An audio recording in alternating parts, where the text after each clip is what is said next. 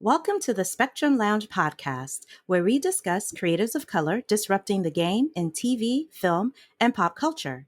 I am your host, Rebecca Theodore-Vachon, and on this episode, I am joined by Robert Young as we do a deep dive into episode 4 of Falcon and the Winter Soldier. Take a listen. Hey, Robert. Hello. How are Yo, you doing today? I am good. I am just you know what? I joked and after we watched episode 4, I had said that I really wished that I had thrown some whiskey or bourbon in my morning tea because I really was not ready. I was Ready, not prepared at all. bruh. What the Like hell they was that? really went there. They did. And you reminded me too, right? Because remember when we did our recap of episode 3, one of my critiques was like, for episode 3, I mean, I think there's some good stuff in Falcon and Winter Soldier. I'm not throwing the baby out with the bathwater. And I do remember saying, if you're gonna go there, go there. I guess they just Mhm. want to show me up. They're like, yeah, we got something for you. You had valid criticism though. I mean, up to that point, you definitely had a valid criticism, but they Right. really went there today. Oh my God. I don't even know where to start. Like, okay, I guess we'll do it chronologically. We'll just talk about like as the episode air, as scenes, and we'll just do a deep dive that way. Cause I think if I start, I'll be all over the place. Okay. Okay. Sounds good. So at the end of episode 3, we know that, we know that Bucky, I'm not going to say Sam because he was not part of that. Bucky had broken Zemo out of prison because they needed help, contacting or finding the power broker because the power broker would give them access to Carly and the stolen super serum, the super soldier serum that she had stolen, that she and her Mhm. comrades had stolen. So the very end of episode 3, we saw the Dora Milaje. We saw Florence Kasumba, who plays Io, where she was just like, "Yeah, Mhm. we want him back. He killed our king. He killed the king of Wakanda, and that's not flying. That's not flying right with us." So, Yeah. so with episode 4, I liked how episode 4 started because it is actually a flashback back in Wakanda. Right? Was that Mhm. 4 or 5 Like a years ago? cold They like said. a cold open on Wakanda too, right? Yeah, it was a cold open. So we see Bucky in Wakanda because we remember at the end of Civil War, he had gone under a deep freeze. He was cryo-frozen by the Wakandas and kind of given refuge there after the reveal that he had killed Tony Stark's parents. And Mhm. pretty much he was a wanted criminal. And so Steve and T'Challa had made an agreement that it would be best for Bucky. And Bucky had said that too. He was like, I need to be out of commission until Yeah. I'm deprogrammed, until I'm, out of Hydra's clutches. So this flashback, we see Io and we see Bucky, and basically I guess it's some sort of, it almost looked like a ritual, but it was also a test where Io Yeah. basically recited the same words, the same trigger words that usually gets Bucky into, Murderbot, into Yeah. Winter Soldier.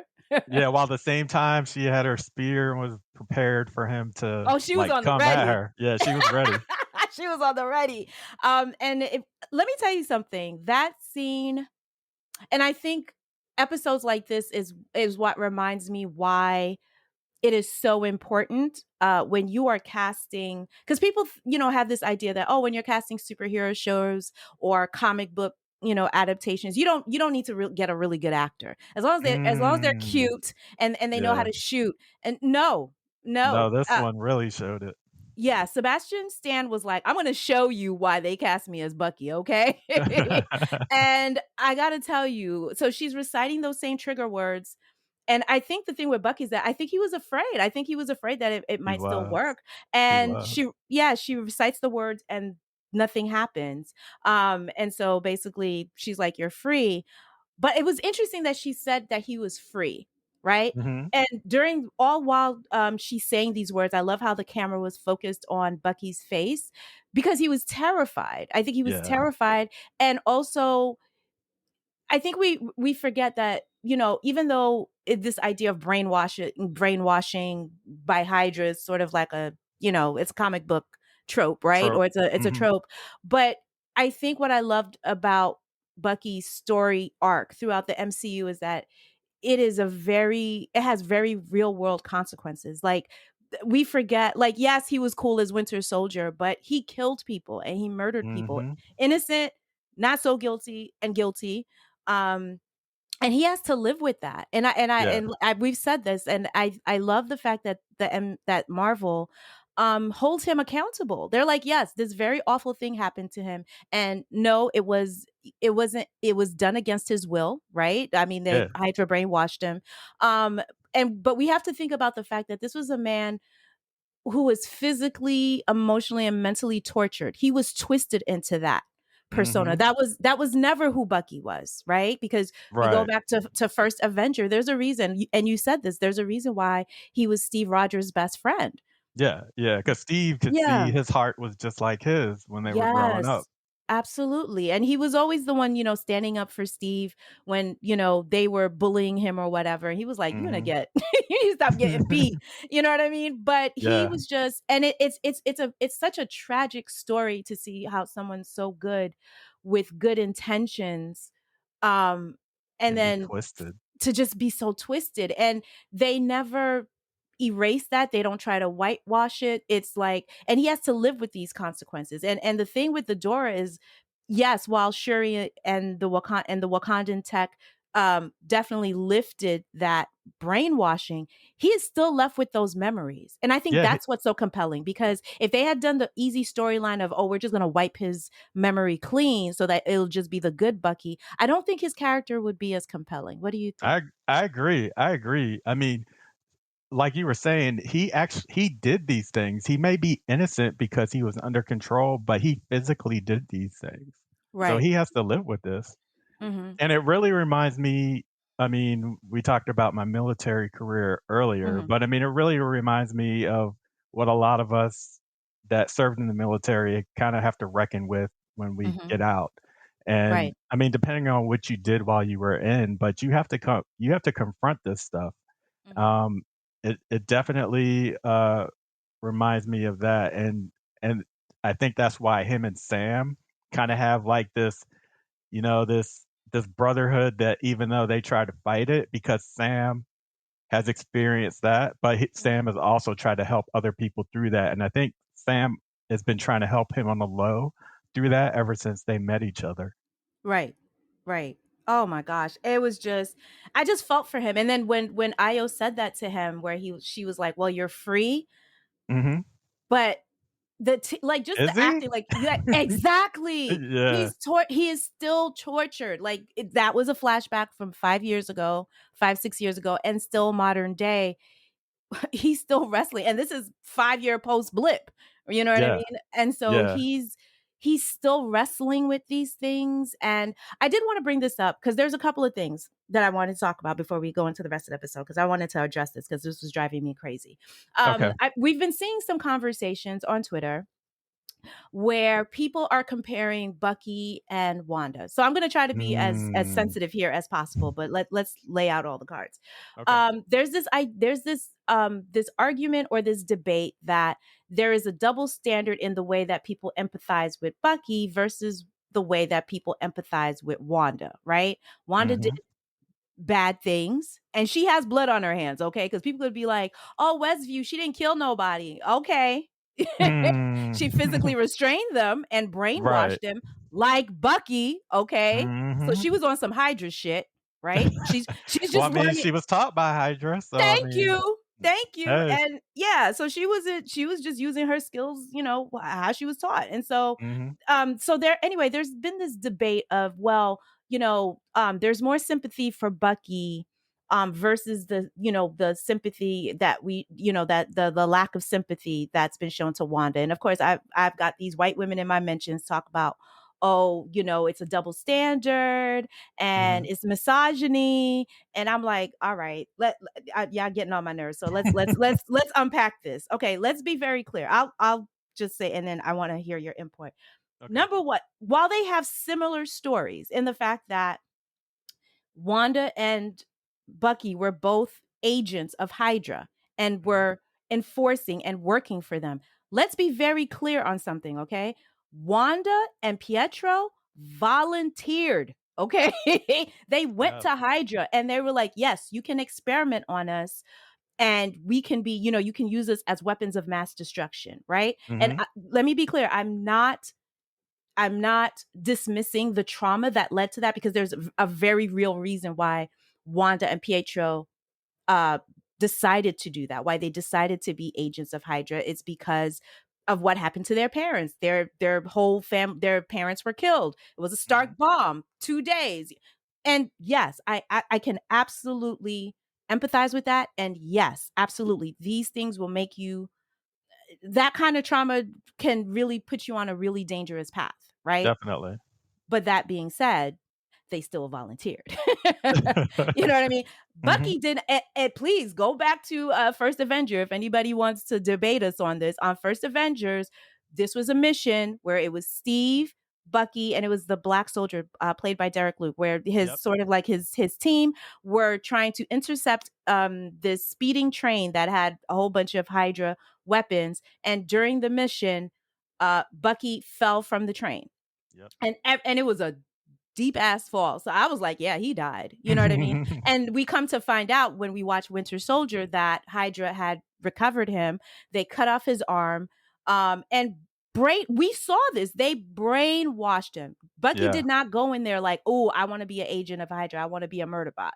For you guys, no, that was probably had to be days and months of conditioning, because you, in order to brainwash somebody, you have to basically strip them of their humanity and strip them of everything that they fundamentally believe in, and then you Mhm. insert your belief systems and what they Yes. want, right? And Yep. he had no control over that. So I just want to say there's a major difference between that. Now, yes, there is definitely some misogyny involved when women do maybe less than moral things, right? Like we hold women characters to a higher moral ground. I agree Mhm. with that. I agree with that. But what I am going to say is that we can also talk about white women fragility and Yes. white women tears when white women do shitty things. And we can also talk about you're talking about the double standards between Bucky and Wanda, but let's talk about the double standards between women of color and white women. That when white Mhm. women do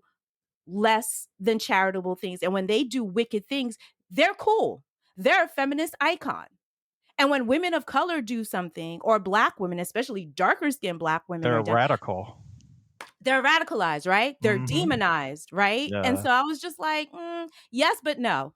Yeah. I Yeah. like I can ride with y'all for like half of the argument. Like, yes, there is definitely a double standard as far as but and I tweeted about this a couple of days ago, that it was very interesting to me that during the run of WandaVision, viewers were very invested in this idea that Wanda was a puppet, that she was being controlled Mhm. by a higher power. Like, oh, I mean, yes, there was the song Agatha. It was Agatha all along, which was tongue in cheek, but it wasn't Agatha. Agatha didn't have nothing Right. to do with it. She was just an opportunist, where she was like, oh, all right.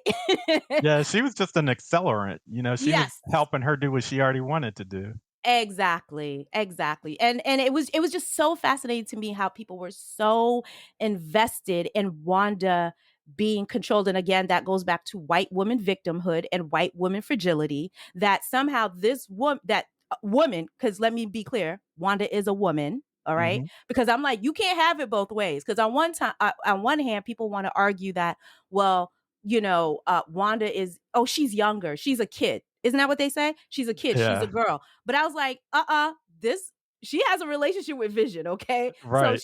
as far as I'm concerned, that woman is an adult. Okay. You whipped up your dead robot husband and whipped up two fictional kids, fictionalized kids. As far as I'm concerned, I look at her, as far as Wanda in WandaVision, that was a whole ass adult. Yep. Exactly. Right. Exactly. Well, I wanted to get your thoughts, because I know you've been seeing these You conversations know, too. my biggest thing is I think the difference is when has Wanda trying to work her way through her issues, she Mm-hmm. brought in a whole city of people with Mm-hmm. without their permission. So she's supposedly trying to work her way through everything she's going through, but in Mm-hmm. doing that, she captured a whole city and kept people hostage. Whereas Bucky, he's really trying to work his way through it. I mean, Mhm. he had to go to counseling because he was forced to, but even before then, he's been trying to work his way through this without hurting others. Mhm. Um, so I feel like that's like one of the biggest difference to me. Like, when is Wanda really going to work her way through it without bringing other people in and hurting them? I mean, she's Listen, just hurting more people. listen. There's the saying, hurt people," Exactly. which is really just a cop out for a lack of accountability. Because that's also what I said, in my thread, is the fact that two things can absolutely be true at the same damn time. Mhm. Wanda is absolutely traumatized. The death of her parents, Yep. the death of her brother, seeing the destruction of her country, Sokovia, right? And then falling in love with Vision. And then that scene in Infinity War, oh my God, where she kills him, and then Thanos rewinds it And she has to do it again. and she has to do it again. I mean, that's awful and that is terrible. And again, I am not dismissing her pain and I'm not dismissing her trauma, but it can also be true that people who are traumatized and in grief can also be shitty people, and they can do Yeah. shitty things to people because of that grief. And then it's like it's a lack of accountability. Well, I'm just XYZ. But here's the truth of it, right? Mhm. Everybody's walking around with trauma. Yeah. Everybody is walking around with their respective traumas. And the question as an adult is, how do I manage this trauma without hurting the people I love? And you bring up an excellent point about the differences in the way that Bucky and Wanda are handling. Mhm. They've both done horrible things. Let's be clear. The Yes. other difference is that one person is trying to make amends for it and the other is not. And let's be Nope. very clear about that. And I've always said this, as far as Wanda, I was like, I would be more comfortable, like if we're talking about this double standard. I have no problem if Marvel or MCU is like, Wanda's a villain Mhm. or someone in the gray. I have no problem with that. At least like say it with your chest, Yeah. okay? like Hela was like the MCU's first female villain, right? Mhm. And the one thing I loved about Ragnarok is that Taika did not pull no punches. He was like, that chick over there, that's a villainous, okay? Now, mind you, she had reason to have beef, right? Because Right. helped your father, conquer all of these kingdoms and wealth and whatever. And then one day he's like, okay, goodbye. And I'm gonna have this little blonde haired Jesus looking baby. Yeah, I'd be upset. I'd Mhm. be freaking upset too. So yes, Hella had justification, but it did not Right. excuse what she did. And Mhm. I don't feel that Taika pulled any punches. He was like, this is the villain, and that's it. And he didn't use her gender as a way to excuse her behavior, if that makes Right. any sense. You know what I mean? Yeah. It's like there's definitely some shades of that, of sexism and whatever, but ultimately the choices that Hela made were hers, and she's a villain. And I have no problem with female villains. I actually love female villains because that means you are standing in your truth. I'm a shitty Mhm. person and I do shitty things. But Wanda, on the other hand, I felt like they were trying to sell us like she's like this torture. And I was like, that doesn't work for me, because especially in the end, she walked her little narrow behind right out that town and she didn't say boo to those Yeah. people. I was like, Yeah, that's the thing, like, I wow. feel like she hasn't had her reckoning yet, whereas I feel like Bucky has, and he's still trying to work through it.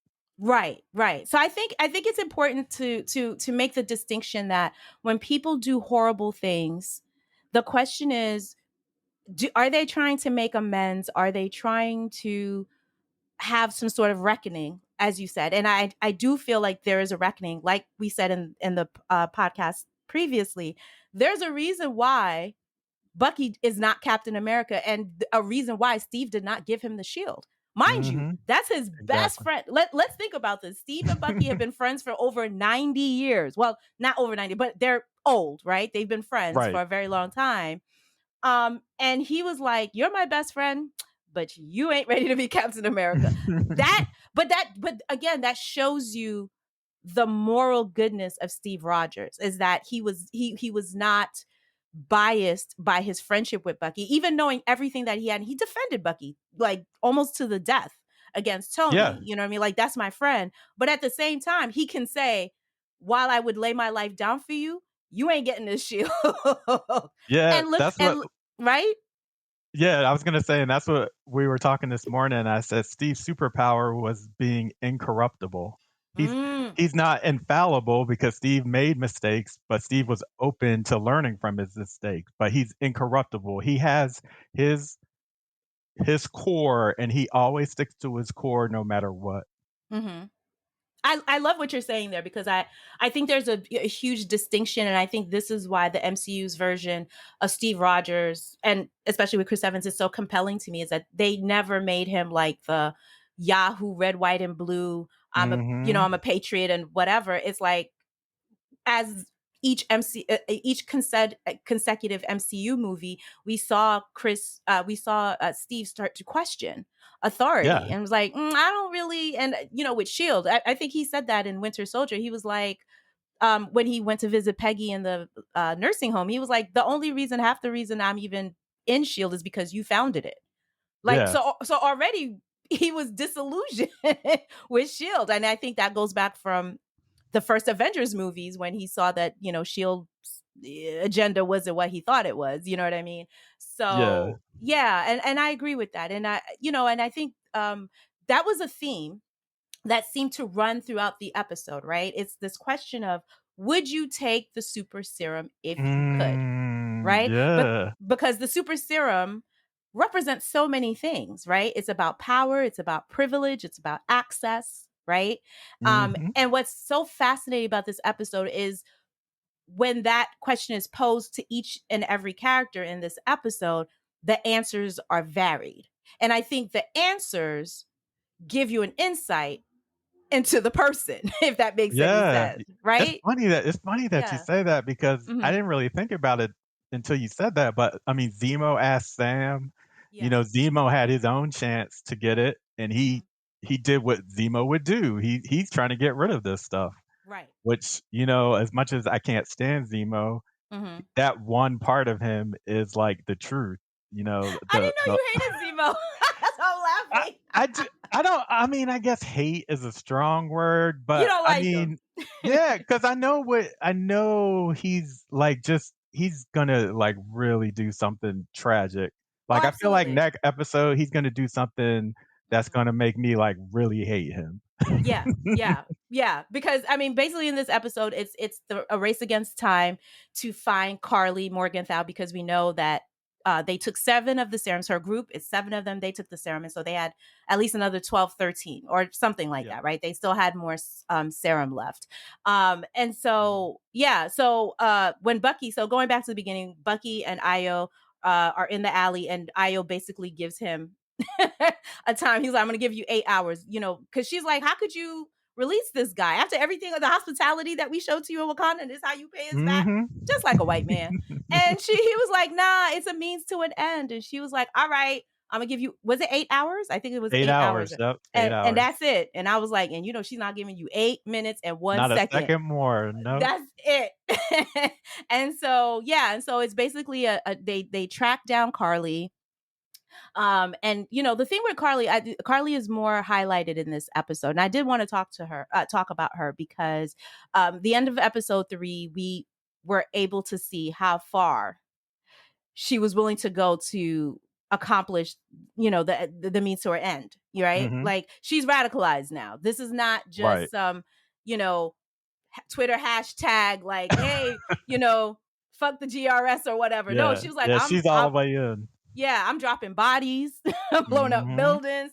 And she's like, it is what it is. And I did want to ask you because when I was looking at Carly, because I want to go to the scene where Carly and Sam talk to each other, engage each other. Um, Mhm. to me, Carly reminds me a lot like Killmonger. I say a lot of Killmonger vibes in Carly. I can see that, I can see Mm-hmm. that.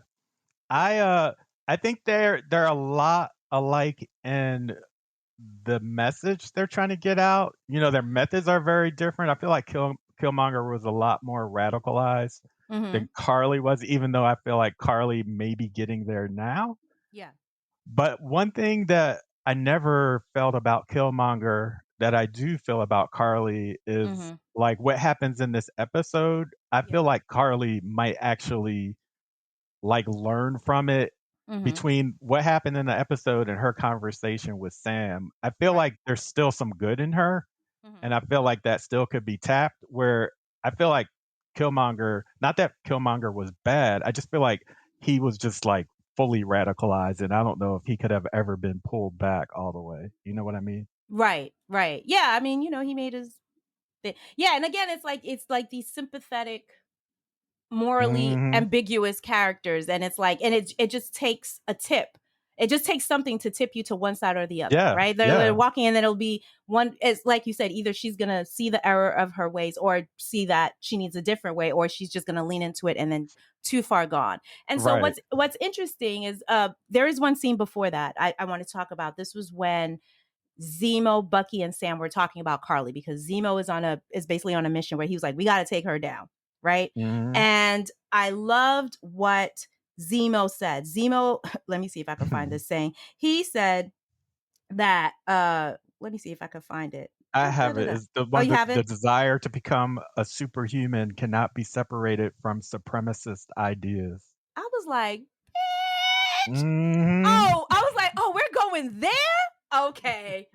Okay. Now, again, like you, I'm not a fan of Zemo, but I understand where he's coming from. I get I what he's totally coming from. understand. Yeah, because He had me doubting myself for wanting to have superpowers. and that's what it should be, right? Because Yeah. when he said that, I was thinking about Alan Moore, right? He's the creator of The Watchmen, and he's Mm, he's written a lot of these very iconic comic books. And that's something that is an ongoing conversation that Alan Moore has been saying, is that the comic book genre in itself is about white male supremacy. mhm. Superman, Batman, Captain America, you name it. You know what I mean? He was like, there is a certain type of supremacy that's there. Look at X-Men, right? Oh, you have a mutation and it gives you certain powers, right? And so it's this whole thing. Right. That's why Magneto's just like, well, mutants are better than humans, and you know what I Yeah. mean. And so it's this idea of it's not a level playing field, right? Now, Mhm. here's the thing about Zemo, though. I did notice when they had a conversation and Zemo asked Sam, would you take the super serum? And Sam said no. And I actually believe Sam. And Mhm. I think that I think this episode just really proved why Sam Wilson why Steve picked him as Captain America. It was just like a thesis. Like, I agree. this is my PowerPoint presentation as to why Sam should This be is why I chose Sam. this is why, like, Sam has just been showing episode after episode, like, his moral fortitude. Like, he has not been broken. Whatever he's like, I'm gonna stay on this path. Like, this is what we're gonna do. And yeah. So anyway, Zemo asks Sam, "Would you take the super serum?" And Sam says no. And then Sam asks Zemo, "Would you take it?" I think. And then of course Zemo is like, "No, I'm not gonna take it. Whatever." He's Mhm. already made it clear how he feels on a super serum. But then I was looking at Zemo and I was like, well, of course you don't need the super serum, because your superpower is that you're a white rich man, right? Well, yeah. I'm just saying. I I'm mean, that's the one of the most powerful things on this planet. very, and that outclasses any super serums, super Mhm. soldier serum. If you've got money like Jeff Bezos, listen, Yep. Captain America ain't got nothing on him, okay?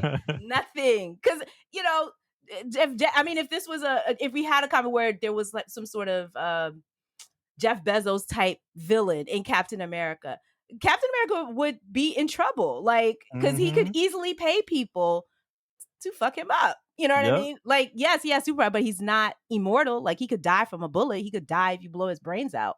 You know what I Yeah. mean? And so I just thought it was funny that while Zemo is right about what he said about having superpowers is a sort of supremacy, but I was like, yes, but having money, because I'm sure if we dug into Zemo's family tree, we all know that great wealth is always on the back of oppressed people. There's no such Yes. thing as clean wealth. So I'm sure if we dig Definitely.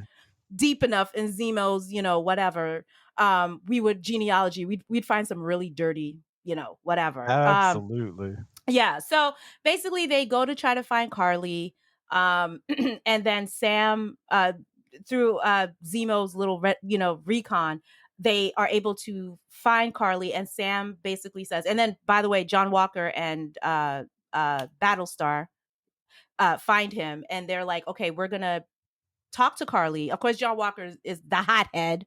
I really He's like, fucking I hate give this you guy. 10 minutes, 10 minutes, and that's I it. can't stand him. Can't stand him. And they were like, and Sam was like, listen, he was like, and that thing that I love about Sam, this is another observation that I made, and I wanted to talk to you about this. The conversation that Zemo, Sam, and Bucky were having about Carly. Mm-hmm. Zemo was like, we got to take her down. This is wrong. I don't like her. Let's get rid of her. She's dangerous and we got to get rid of her. And then Sam is like, well, she's a kid. Like she's, he was like, I understand where she's coming from. I don't agree with her methods, but I think we need to reach out to her. She's not out of reach where we can't pull her back from the brink, right? You know what that reminded me of? What's that? That reminded me of Civil War between Tony and Steve when they were fighting over Wanda. Same exact thing. Oh, yeah. Tony was like, she's a weapon. All right. This little, she's a weapon. She's leveling buildings. She's doing this. She's doing that. Although, of course, Tony will never own his own shit because you created Ultron, but let's not go there. Right. But then he was like, no, Wanda is, she's a weapon. And Steve was like, no, she's a kid. Yep. And you'll notice during Civil War, Steve was continually advocating for Wanda in a way. And we can also talk about how white women are infantilized, right? Again, what I was saying earlier about how white women are not held accountable for what they did. Was it an accident when she killed those workers in Lagos, the Wakandan volunteers, where she accidentally blew up the building? Yes, it was technically an accident, but you still killed people. Woman, yeah. You know what I mean? Like your powers, like you weren't ready yet. Like, you know what I'm saying? And that's not what the families of these victims want to hear. You know what I'm saying? Exactly. And yeah, and so she was never really held accountable for that. If you really think about it, Wanda wasn't held accountable for that shit, and she's lucky the door didn't come for her ass. And so it was just sort of like, to me, it was sort of like a reflection of that. So now the idea of Carly, in a way, Zemo sees her as weaponized, right? And Sam is in Steve's place, Steve's proxy. I was just watching this scene. I was like, wow. And I'm sure the writers had done their research, because you'll see a lot of echoes from former MCU films. And you'll see that, right? And so that replication of like advocating for this girl was very interesting. Now, my question is, when I look at Carly Morgenthau, the actress who plays her, I've been trying to figure out, is she a woman? Is she mixed race? Is she white? I'm not sure. Because if she's a woman of color, that changes the context of who she is as a person and what she's been doing. And I'm pretty sure she's mixed, but I know you were trying to get some more information on that. I'm pretty sure she is. She definitely reads as that to me. But okay, yeah, so how does that change it for you? Okay, so you are saying that she's mixed race. Okay, so people are saying that someone said she's mixed race, biracial. She was in Solo. Exactly what you told me. Okay, so if she is mixed race, okay, so mixed. Her dad is Black British. These are his siblings. All right, so now we can talk. The fact that Carly is a mixed race, biracial woman makes it interesting to me, because the fact is, now you have Sam, who is a Black man, advocating for a mixed race woman, for a woman of color, right? Whereas before, we saw in Civil War, we had these two white men who were fighting over Wanda, who is white. Right. She just is. I'm sorry. It is what it is. I mean, even though she's supposed to be Romani, but that's not the representation that we got in, in the casting of Elizabeth Olsen. That girl is white, like pilgrim white. So I do think the fact that Carly is a woman of color does change, to me, the context of what she's doing, because revolutions, right, have always been in the hands of Black women, right? Yes. And I don't play she's half Black, she's not really Black. No, she's Black. I'm gonna just say she's Black. If we take it that she's a mixed race Black woman, let me be more specific. She's a mixed race Black woman. What she's doing, her motivations are just different to me, right? Yeah. Because what Carly is really challenging is white male supremacy. That is what she's doing. She's like, you guys have all the power. And let's talk about the fact that you have a Black mixed race woman who now has a super serum in her system. We've never seen that, right? No, we've had Isaiah Bradley, who's a Black man who's had it, but now we have this mixed race woman who has that power, And so that leads us into this conversation when Sam when Sam, John, Bucky, and all of them decide to confront her, and Sam was like, "Okay, let's stand down.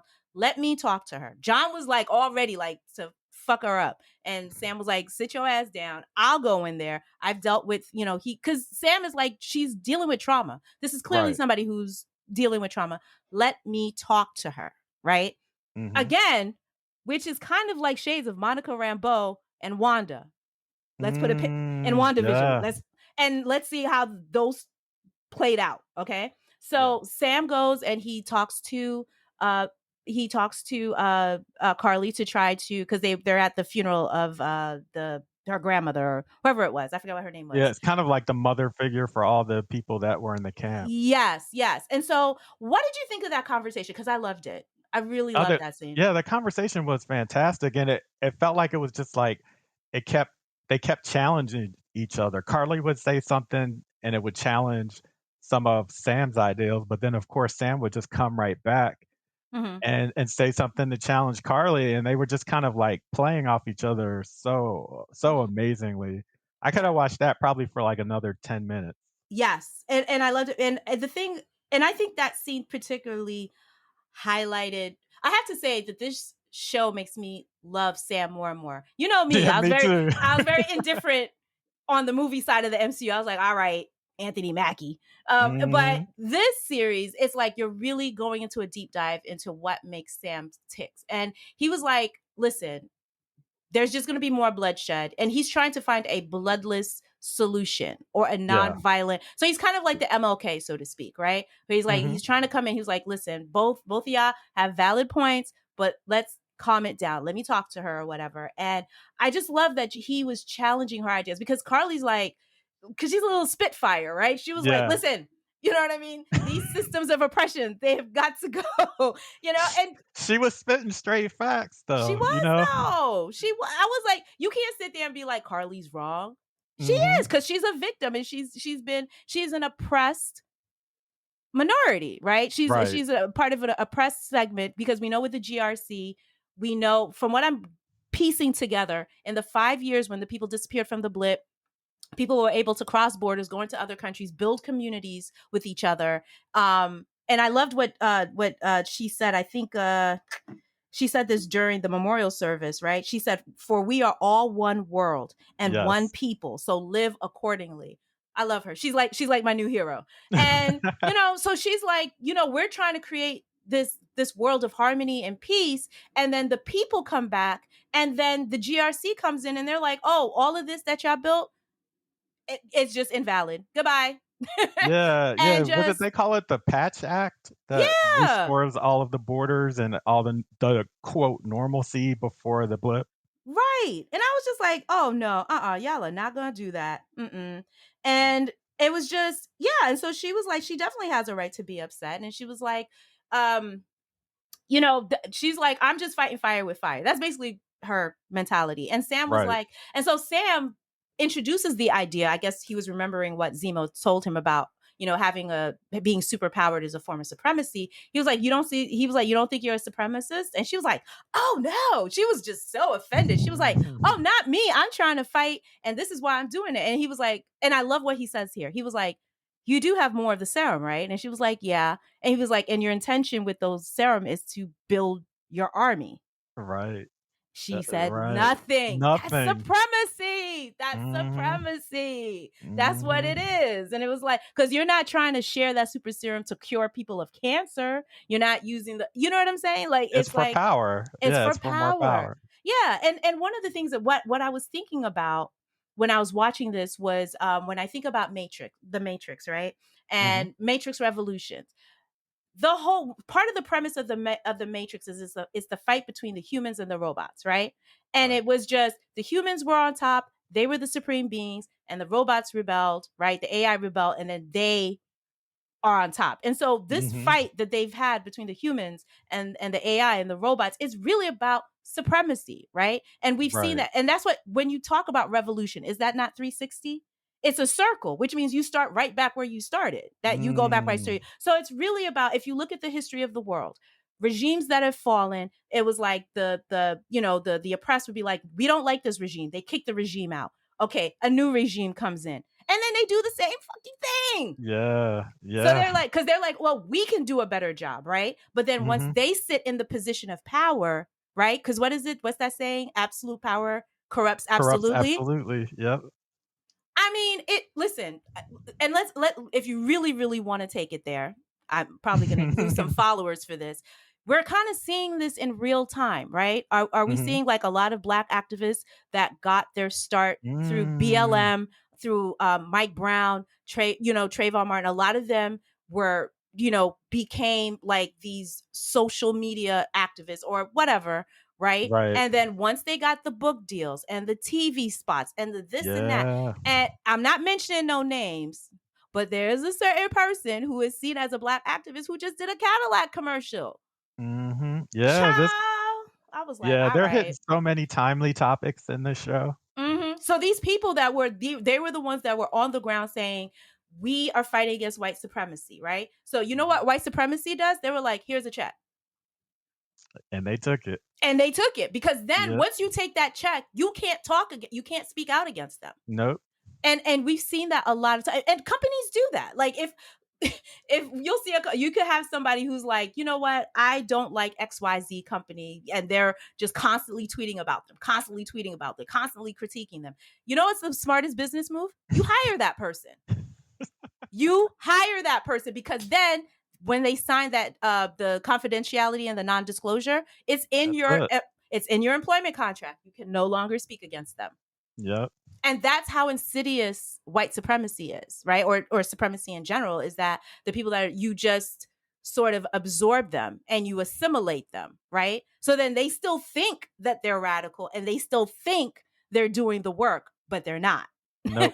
They've At been all. neutered at that point. Exactly. And so, yeah, so I think Sam was sort of giving Carly food for thought. Like, I just really want you to think. And I love what Sam said, because when he approached her, it was really in a spirit of humility, right? Hmm. There was no aggression. He was like, listen. And what was interesting to me is that when Sam was trying, I caught this and I wanted to get your opinion on this. When Sam was trying to appeal to Carly in the beginning of their conversation, and he was like, I'm on your side. He's like, I know what it's like. I know what it's like. And then Hmm. Carly was like, you can't possibly know what it's like. And I'm like, girl, he's a Black man in America. What the hell are you talking about? Yeah. Yeah. Yeah, he like really surprised me. And Mm-hmm. I mean, he can relate to her on, I think, a couple different levels, not only, being the Black man in America thing, but then also feeling that pressure that comes with the position. Yes. She kind of like the head of this group Mm-hmm. trying to take care of all the people that were, the people that stayed, and now they're kind of like refugees because they're being run out of these countries they were Mm-hmm. welcomed into during the blip. And Mm-hmm. Sam was kind of going through the same thing when he was given the shield. It's Right. kind of like that same thing where he was like struggling with the pressure of, what am I going to do, being this symbol for Mm-hmm. this country Mm-hmm. after Steve, who, is he's not perfect, but he's about as close as perfect as a person as we get. And I Right. feel like he relates to her on that level too, of that struggle. Right. Right. I'm like, girl, because there was an earlier scene when Sam was trying to track down Carly, and he found one of the, people, and Carl, and I think Sam had said something about being refugees, and this guy, I guess he was like the one taking care of the kids. He was like their de facto teacher or whatever. Oh yeah. I loved what he said here. He said, "We're not refugees, for we have nothing to seek refuge from. We're Mm, internationally displaced persons, for what yeah, it's that was worth." yeah. And I He was was spot like, on. right? Because that's what's going on in Eastern Europe. And we see all of Mhm. these things happening in real time. And if you want to really take it back, that totally applies to enslaved Africans. We're Mm, Black Americans, and absolutely. we're displaced persons. We're trying to carve a place in America, although racist white people are like, no, go back to Mhm. Africa. But Yeah. then Africa's looking at us like, no. Yeah. Yeah. Certain parts, not all of them, certain parts are just like, no, we don't claim you. We don't, because unfortunately I've been I've had access to certain conversations where certain people, you know, from Africa who just look down on Black Americans, if especially if you had, you know, slaves or enslaved people as your ancestors. You know what I'm saying? And so Right. Black Americans, in a way, we are displaced. We didn't ask to be brought here. You know what I Right. mean? Like, Right. at I least, mean, yeah. Go ahead. it doesn't get no, I was gonna say it doesn't get more displaced than that. You know, Mm-hmm. that is the ultimate displacement right there, being Right. brought from one continent to another and then Hello. trying to make your way. Mm-hmm. You know, so I was just like, girl, you need to. I was like, the fact that she was so smart on so many other things, but that she wasn't clicking on that, right? But again, Right. it could very well be because she was looking at Sam through the lens of, you have male privilege while Sam is Black, and that's sort of like this tightrope that Black men in America ride, right? And the Mhm. fact that Yes. you have male privilege, but you're also a Black man, right? Right. And that, you know what I mean, and that puts you in danger. There's a certain protection in being a man, but there's a absolute danger in being a Black man, right? When you walk out the Exactly. door and they Since see you we're as a since in mhm, many places we're looked at as animals and, mhm. overpowering and all those things. So you have that baggage thrown on you. Exactly, exactly. Which is why I think that was another reason why Sam really came at her like really chill. Like he was like, I'm not trying to be aggressive, I'm not, you know what I mean? So I'm thinking Mhm. there might have been something there. But yes, so let's get to when the ish got real. Okay. They get back to the hotel room, and remember, a time limit, right? The Dora Milaje were like, yeah, 8 hours. And then Sam Bucky and Sam Bucky and Zemo are busy debating, and all of a sudden you just see a and then John Walker and Battlestar were also there. So all the men's were in the room, and all of a sudden you just see a spear Yes. Yes, fly yes, out. yes. What was the saying? And so I think I forget if it was John or somebody who asked the door, like, yeah, it was John. He stepped to them, all in Yep. his white male privilege, and he was like, "What are you doing here?" And then I think, what did she say? She was like, "The Dora Milaje have jurisdiction wherever we Oh, are," or yeah, something. I didn't write that one down. Yeah, yeah. Man, man. She was like, mind your business, basically. And Yeah, and then when he went up and, smacked her on the shoulder, like, if that is not the most, like, man invading a woman's space without her permission thing preach on ever. it. Preach on it. Preach on it. Cause Ooh, when and here and let me blow your mind. That's a uh-huh. recall to Black Panther Oh, that's right! when he touched uh Okoye on the Yeah, shoulder. Remember? What was m the the agent? move or Agent shall be moved thing? Yeah. Yes. No, no, no. Well, there's that. But no, this Yeah. was in Black Panther. This is when they had Oh, caught Black Claw. Panther. Yeah, this is when they had caught Claw and he was in the interrogation room. So on the other side of the window of the, Oh, because it yeah. was two-sided window, it was T'Challa, Okoye, and what was the name of the agent? The white guy? I forget what the name. Oh, yeah. I can't The remember guy his from The name. Hobbit, I can't remember Yes, his yes, I name, can't yeah. remember his name. Everett. Is it Everett? Something. And I think that's yeah, right. and he touched while they were he didn't mean I don't know. I'm not gonna put any assertions on, but he did touch Okoye on her shoulder. And Okay, she I looked didn't at him. remember that one. Yes. And she looked at him and she was like, and she spoke in Wakanda and she was like, if you ever touch me again, I will rip your arm off. And I was like, child. She was like, I don't did he touch T'Challa or did he touch Okoye?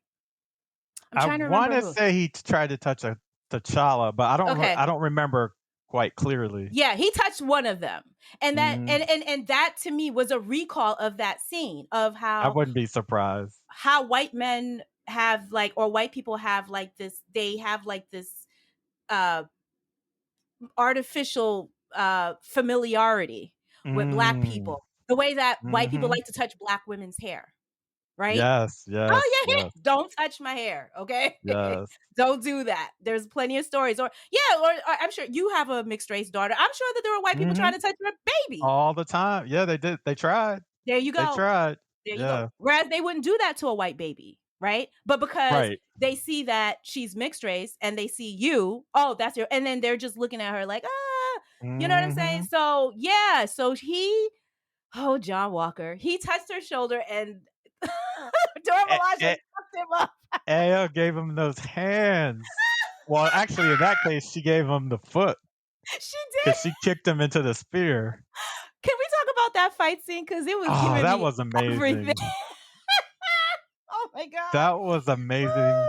There were so many bits of that scene that were amazing. I mean, the flip in the air at the Yes. very end when they disabled the shield from him, and then the other Dora Milaje woman like just stomped on it, and and it went on her arm the same way Cap did in the elevator scene at the end. Does somebody thank you, that's a recall. Does I need somebody to send me a screenshot of that Dora Milaje with where she was like had the shield in her hand.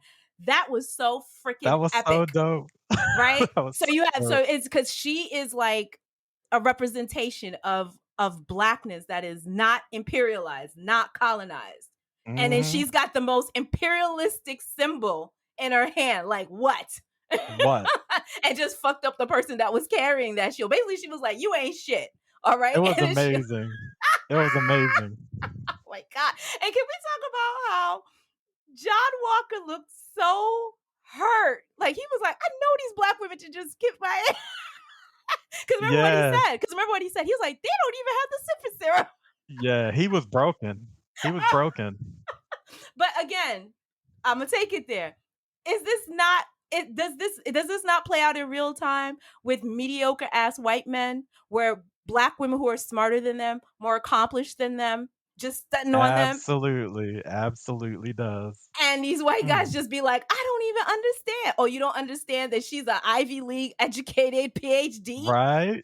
with 20 years Right? of experience, and you went where? State college and what? Like, you know That what I mean? scene couldn't have been more than what, 3 minutes? Like, it was Maybe 4 3 minutes. minutes? Yep. Like, that was the most amazing 3 minutes. I loved it. And I tweeted that. I was like, give the Dora Milaje their own series. Damn it. Yes, absolutely. Absolutely. Because correct me if I'm wrong, the Dora Milaje actually, I mean, we have the Dora, and then there's a unit within the Dora Milaje called the Midnight Angels, right? So Right, right, they're there's so like the special forces the version, special. basically. Give it to me. Give it to me with Florence Mhm. Kasumba. Give it to me. I want this I'm show. here for it. I'm so here for it. And let me tell you something. Florence Kasumba is someone because I loved how they used her in this episode. Mhm. And she is somebody who has so much presence. The way she portrays Io. I mean, like you said, back when we saw her in Civil War, and she really was like, Black Widow stepped to her and she was like, and what? Right. And if I ever get to interview her, I would love to ask her that. I was like, who do you think? I mean, unfortunately, Black Widow died, so we'll never know. I was like, who do you think would really win in a fight? I mean, it would be close, but I think the Dora might have an edge. I think. I don't know. Yeah, I agree. Well, I Yeah. think the cool thing about this episode is, like, this is really the first time, at least in that cold open, like, Yes. we got to see her, really Mhm. do some stuff. I mean, they always Yes. have her looking amazing and powerful, but, Mm-hmm. like, she really got the, stretch and flex a little this episode, which was nice to see. I agree. I mean, because we didn't have like, like the top build actors of Black Panther in this. Like we didn't have Shuri or Okoye or Right. Lupita's character, what's it, Nakia. Mhm. But I felt like Florence really bought it. Like that was Wakanda up in this bitch. Okay. Absolutely. Loved her. She was like, and of course, in all that fighting, freaking Zemo slicks Snuck away. out. You see him go into the bathroom and lock the door, like, I'm gonna just leave these people. Yeah. And I think there was like a escape hatch, like under the bathtub. Yeah, there Of course, was. they should have checked. You see, now that's Bucky and Sam. That's bad reconnaissance. You should have checked the damn apartment or Yeah, I'm whatever. stressed now because Mm. remember last Mm-hmm. episode when they were Yeah. on the airplane Mm-hmm. and him and Sam were talking? Oh, Yes. well, actually, it was Sam and Bucky were talking about Isaiah Bradley. So Mm-hmm. Zemo knows Bradley's out there in the wind with super soldier serum. So I Oh feel my like God. You think he's gonna before try to this, kill him? I feel like he's gonna try to kill him. Oh That's why I sent shit. that tweet out yesterday. Like, I feel like he's gonna do something that's gonna really make us hate him, and Lord I feel like have he's gonna go mercy. after Isaiah. We'll see. But you know what? It makes well, I'm gonna tell you why it makes sense because in the episode when Sam tries to talk to Carly, John and his hothead self just intercede. He just runs in there. He's like, "It's been 10 minutes," and then this big fight happens, big chase. Carly runs away. She's got like a waist pouch filled with the super serum soldier. I was like, girl, you need a save. Like, what are you doing? And so Zemo catches up to her, shoots her. I think he like on her side or whatever. And then when she falls, the super serum falls out of Yeah, her the pouch. pouch. And so he steps on it. He was like, what's this? Oh, is that the serum? And then he just proceeds to just destroy what we think is all of the vials. And then she gets away. Mhm. And then John Walker comes in and he finds the last remaining damn vial. And so Mhm. going back to your point, it seems to reason that whoever the power broker is, right? And I'm going to put the Right. American government too, right? Whoever it is that needs super serum. Really, the only sources left are Bucky and Isaiah Bradley. Like, if you want to try to replicate it, right? Because I have a Right. feeling, because Wilfred Nagel said that. Remember, he said that he got the sample for the super serum from Isaiah Bradley's blood. So Right. it is, I agree with you. It absolutely stands to reason that Zemo would get on a plane and be like, well, to make sure that they don't replicate, that the power broker doesn't make more of the super serum, I need to kill it Mhm. at the source. That's what I'm worried about. Oh, I'm terrified. Oh, I'm terrified. Yeah, Um, next episode is gonna be a mess. let me tell you something. Isaiah is gonna fuck Oh him. yeah, yeah, yeah, yeah. Yeah. And I want to see that. I want to Yeah, I see an know old Isaiah's black gonna put man. in some work. But here's another question. So this is when we try to do our what ifs, right? And then we'll get to the Mhm. conclusion. Here's another scenario that I'm going to throw out to you. Now, we know that in episode 2, when we saw Isaiah Bradley, a young black man had opened up the door, and that is Isaiah's grandson, Eli Bradley. And in the comics, Eli Bradley becomes the leader of the New Avengers. Wouldn't it be interesting if he's the one that beats up Zemo? Like, maybe this will really be our introduction to Eli Bradley, like in a real way. Like, yeah, I have my grandfather's strength, and Yeah. let me work your ass Or over. Yeah. or Uh-huh. if that doesn't happen, Yes. what if this is his origin story? What if he gets hurt Uh-huh. when Zemo's coming for his grandfather, and Yes. because in the comics he gets it from a blood transfusion from his From his grandfather. grandfather. Absolutely. So you're saying that Eli would be injured in trying to protect his grandfather, and Isaiah would give him the. Now, that's a compelling storyline, because Isaiah was like, at least let me give it to somebody in my own bloodline, as opposed Mhm. to the way y'all just use me as a guinea pig. And Yeah. so it creates like this legacy, right? So I maybe we get to see that. I want to see that Monique. I would love to see that. Yeah, because like you said, we're basically seeing the MCU is laying the groundwork for the Young Avengers, right? Because who do we Oh, have? absolutely. We have Eli Well, Bradley. Uh-huh. we got we got Wanda's two sons. They're both on the Yes. New Avengers. Oh, and they can age themselves. People are like, oh, they're too Yep. young. They can age themselves. No biggie. Yeah. Yeah. Yeah. Hmm. They casted America Chavez. Yes, they did. They did? And yeah, they Oh, casted America Chavez. shit. They announced that during that Oh, the Disney whatever. rollout. Yeah, the Disney Oh, rollout. oh my God, I So love her. Yeah. yeah, and then they cast Miss Marvel They did. And then we also have Kate Bishop, the one who's going to be and the new Kate Hawkeye. Bishop. Yeah, Young her show's coming Avengers. out soon. Young So I mean, Avengers. it's right there. It's right there. Wow. So he would pass on the bloodline to his Oh, I hope we get to see grandson. that. Like, I Yeah. hope we get to But see I that. totally okay. So give me I know you had mentioned when we were talking in our group chat, you had mentioned something about an interview that you saw with Malcolm Spellman that led you to believe that. What can you give us, like, just give Yeah, us a recap of what Malcolm Spellman is the creator of Winter Soldier, by the way, and the showrunner.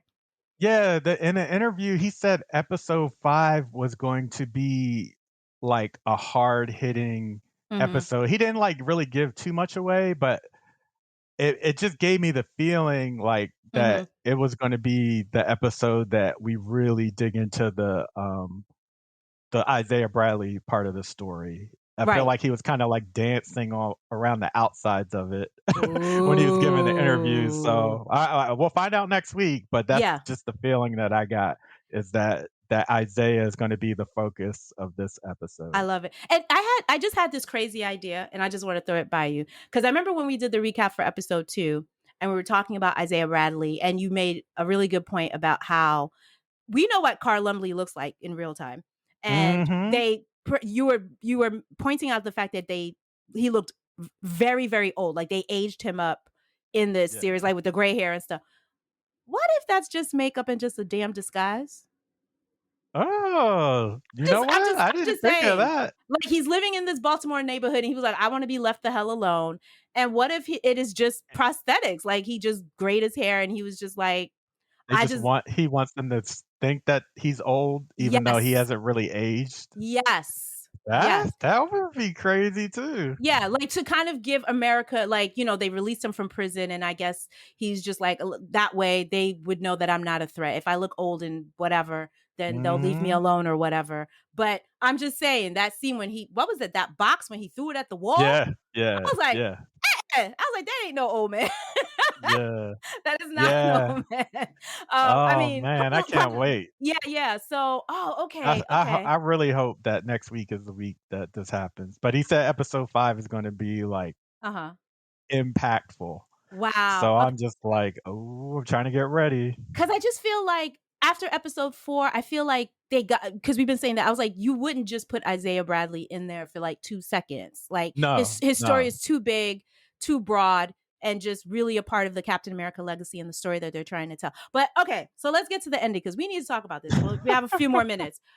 Mm, Oh my God. Okay, so we have the conclusion where Carly decides, I mean, after that one attempt where everything goes wrong, something in Carly is like, I need to reach out to Sam one more time. Right. mhm. So she decides to call Sam's sister, Sarah, and basically was like, I need you to set up a meeting between me and your brother. I don't trust anybody, but I know if you give him the message, he will show up. Right. Mhm. And I loved what's that, because Carly was basically like, your brother showed up with that other Captain America. So that's why I don't trust him. And I loved what Sarah said to her. She says, my world doesn't matter to America. So why should I care about its mascot? I was like, you better Yeah, preach it, Sarah. I was yeah. like, I wrote that one down for sure. I was like, "Oh, yeah, we gotta oh, talk about this one." oh, Woo! the gems in this episode. Because let's be clear, when we've seen Sarah and we said this in the first episode recap, she has never been like, she loves Sam, she supports Sam, but she was never impressed by the fact that he was an Avenger. She was like, okay. Nope, she was not at like, all. that's cute. That's cute. You got a Mhm. costume. That's cute. Sorcerers and whatever, superpowered people who fly in iron suits or whatever.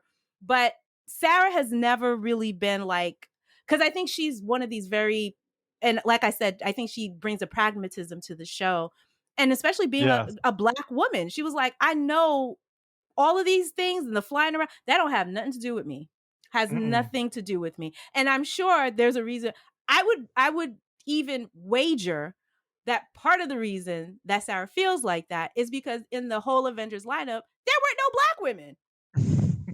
Yeah, Am I wrong? I agree, I All right. agree, I'm just I saying. agree. I'm just saying. I mean, now we have Monica Rambeau, so she might be a Monica Rambeau fan, I think, once she knows of her. Mhm. But as I was like, all this fighting, all of this, and she was like, and when she says my world, I think people really need to understand what Sarah's saying. She's talking about black people, okay? Yes, And the yes. history of black people in this country, in the fact that all these fights, all of these whatever, none of these superheroes were like, I mean, I don't know, but there weren't any superheroes standing up for like the civil rights movement.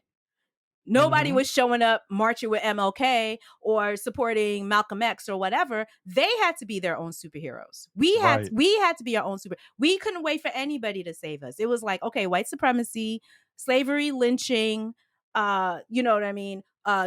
Sharecropping. We're the ones that are gonna have to do that. So we built our own schools. We built our own funeral homes. We built our own businesses. We bought our own farmland. Just all of these things. It's like we've never had anybody who was advocating for us like that. So the shield to Sarah doesn't mean shit. Like, it was like, Right, exactly. and again, I mean, to be fair, Captain America was in ICE during the civil rights movement, but there was still stuff going on in 1943. Let's be clear. So I'm not really sure what Steve's feelings about race were. I don't think Steve was a racist. I'll just say that. I don't Right. feel that Steve was a racist, but he wasn't exactly advocating for black people either. You know what I'm saying? Right, Yeah, right. you know what I mean? So I mean, like, I feel like if Steve walked by and he saw a black kid getting beat up, and this is pre-serum, I feel like Steve would defend him or anything like that. You know what I mean? Yeah, I But defend agree. I him. mean, that's just Steve. Yeah, but it wasn't like Steve was like, "Hey, black people are being oppressed." And what can I Mhm. but again, in 1943, the big bad was Hitler, right? So it's just like and so there's a certain uh narrow I don't want to say blind spot because that's ableist. I'll say that there's a certain uh spot in America where it's like we've always seen like this fascination and an obsession with the Nazis, right? Which is why we have so many movies about World War II, right? And it's like, oh, Mhm. Hitler was the ultimate evil. But like, what was going on back in your country?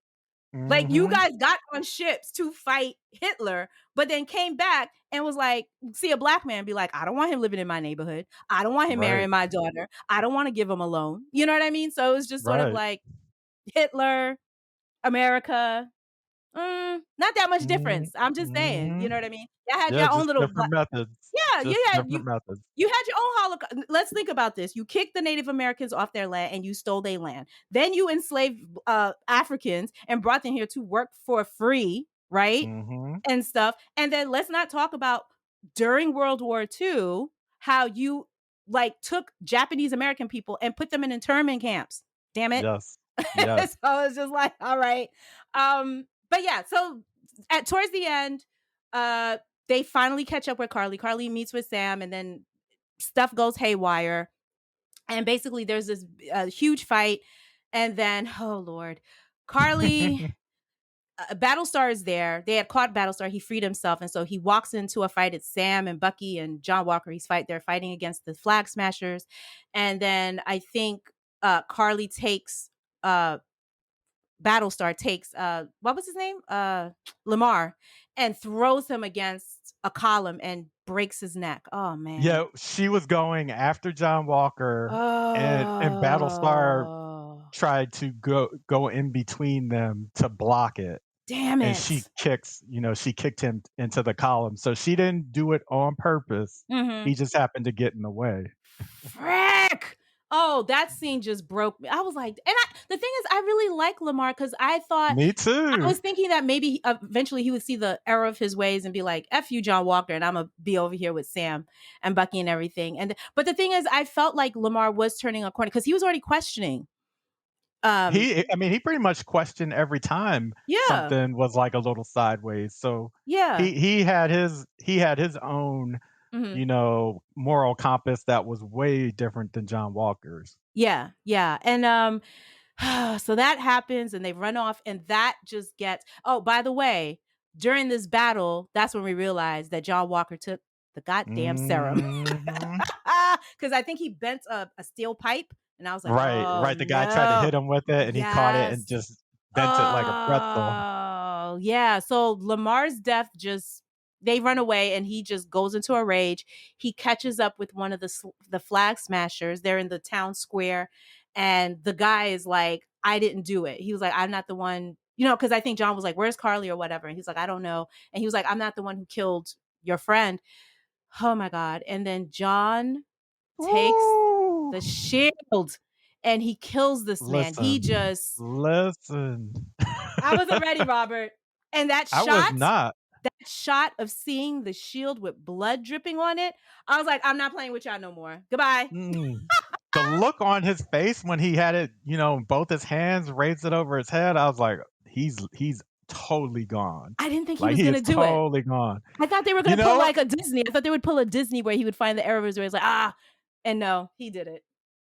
he did it like 3 or 4 times. Whew. Yeah, and then that Whew. final shot where it's like from the ground up and he's hmm holding it on his shoulder with the blood. I was like, "Ooh." And let's talk about the fact that people recorded it on their Everybody, phones. everybody. I mean, that's the name of the episode, right? The Uh-huh. whole world is watching. Woo! I Yeah, mean, they are. I saw the title of the episode, but I was not ready for that. And I My was just goodness. sitting like, "Oh my god." But this goes back to what Sam said in the very first episode of Falcon and the Winter Soldier when they were doing the dedication ceremony when he gave back the Mhm. shield. He said, "It's not about the shield.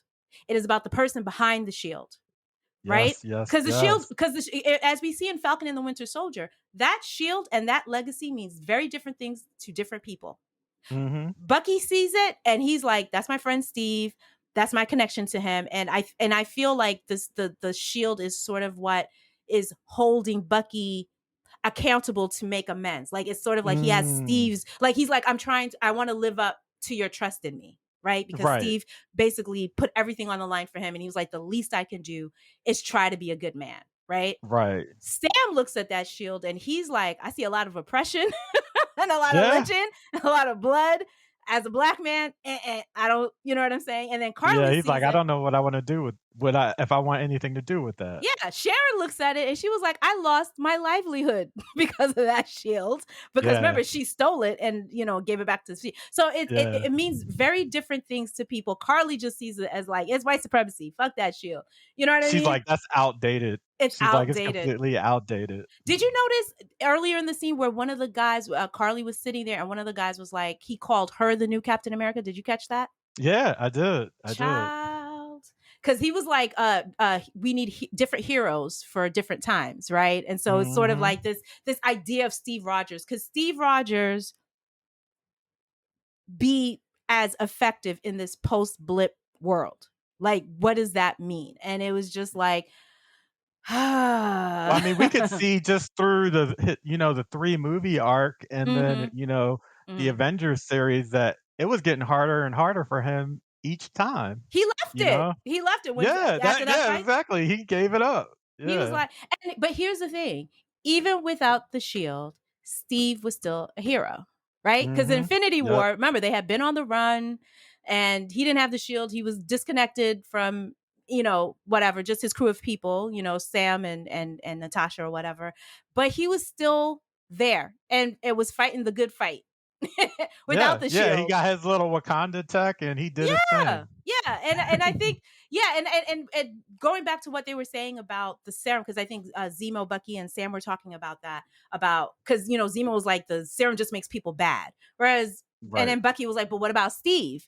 And even Zemo had to acknowledge, okay, well maybe not Steve, Yeah, yeah, Zemo was like, "Touche, touche." right? But again, you and I were having this conversation about the serum, right? Because we know that the Mhm. serum that Steve took was the one that was perfected by Dr. Erskine. So basically, an earlier version of the serum was taken by Red Skull, and that's why he turned it, whatever. And then Right. Erskine, to me, because of what he saw with Red Skull, he was very, very methodical into who he was going to pick to be his test subject because, Red Skull Right. stole it. And so to me, because remember, he tracked Steve down at like a recruiting, right? It was like a recruiting Mhm. The office. And recruiting station. yeah, he knew about Steve. He was like, oh, here's all the places that you applied to. And, it's illegal to, but he was like, but he saw Steve's heart. He was like, the fact that you keep trying, you're this little 95-pound wet dude and you want to fight this war tells me that Mhm. you're tenacious and you're good and that's what Erskine was looking for. Remember the commanding officer, uh Yeah, Tommy the Lee Tommy Jones Lee character. Jones He character. wanted that other beefy dude, and Erskine, Yeah. he was like, he looked at Erskine and he was like, "You want this guy?" And Erskine was like, "Trust me, I know what I'm doing." Right. And then it was this Yeah. conversation that they had the night before Steve went into the chamber and took the super serum. And Erskine Mhm. told him, he was like, listen, the serum really just amplifies what's already inside of you. It's not Right. going to make you good. It's not gonna, it's sort of like the force. It's sort of like the Jedi force. It could be good, it could be evil, it could be gray or whatever. That's what it is. And Mhm. I feel that Erskine's, and this is, we keep seeing people have been trying to replicate this super soldier serum to varying degrees of success. I think the reason why Erskine's and why Steve stands apart is because I think whatever secret recipe was in Steve's specific, I think there was a metaphysical aspect to it. Because Mhm. I think there's the other vaccines, the other super serums, the focus was on strength, right? Make you bigger, make Right, you right. stronger. But Erskine was like, no, this is a mind body connection, right? So Yeah. if you're a good person, and that's why Steve is the exception because he was a good person. It goes back to what you said about him being incorruptible, but not infallible. Mhm. Doesn't make him Right. perfect, but to the end, I mean, you can watch all the MCU movies and put them together. You might question some of Steve's think like the way he went hard for Bucky. I was still like, Steve in Civil War. But ultimately, it came from a place of good. I can't Right, and really he's sit. always open to Mhm. learn too. He's open to Yes. listen to people when he does do something wrong. Right, right. And so it's just fascinating to me. I have a friend of mine, Anthony Bresnikan, who's a senior writer at Vanity Fair. And they do recaps over at the Vanity Fair podcast. And he said something that I really, really liked. And I think it was when they were recapping episode 1 or 2. And he said, there's been a lot of questions of if Chris Evans is going to show up as Captain America, as Steve Rogers going to show. And he says, I think that he was like, for me, it would be better if he would not. He was like, the best gift that Steve could give to Falcon and the Winter Soldier is his absence. And I absolutely agree with that. Mm, Because what it does I is, agree too. because without Steve, then people have to grapple with these moral quandaries, right? Mhm. Of like, because the shield is there, he's not there, right? So then the Right. question is like, all right, what does this mean? And I think if Steve was, I think it would kind of interrupt the flow. Yeah. I think the point of Falcon and the Winter Soldier is for people to work their ish out and to really be questioning like this hero worship, right? Like where we Yeah. constantly have to put people on pedestals, you know what I mean? And it's like, no, we're not doing that. Yeah. And Hmm. now the symbol itself, the shield, is completely soiled because that Woo! last scene. Woo! I'm thinking of all the other Captain America movies I saw. I ain't never see Steve put no blood on Uh, the shield like that. Never. yeah. I could be Oof. wrong. I've not seen it. He's, I don't yeah, think so. I don't think he's no, ever done it. and so it was just like, wow, And this I saw is, people putting that scene side by side with him and Tony, where mm-hmm, mm-hmm. he lifts it up over his head to get Tony, but then he just disables Oh, Tony's thing. wow. You're absolutely, So another damn callback, it. Another another callback. callback. Wow. I just remembered that Yeah. because I was scared. I'm not going to lie, Robert. I was scared for Steve for that second because he looked, that is the most I've ever seen Steve enraged. And I was like, oh my God, he going to try to Yeah, kill Tony? Oh my God. yeah. And yeah, that's an excellent callback. Great call. I totally forgot about Mhm. that. And that shows the difference between Steve and 99 And Cent. John Walker, Right. 99 That is the ultimate difference, is what do you do with that power? And I think the thing with Steve is that he worked really hard not to be corrupted by that power. Agree, John is not agree. doing that. John is not doing that at all. And I was just like, wow, so you just got yourself caught on camera murdering Whew. someone. And so now the American government, well, I think he's going to have to go rogue at this point. Like the American Yeah, I government's not going to agree. claim him. They're like, who, him? Oh no, we didn't do that.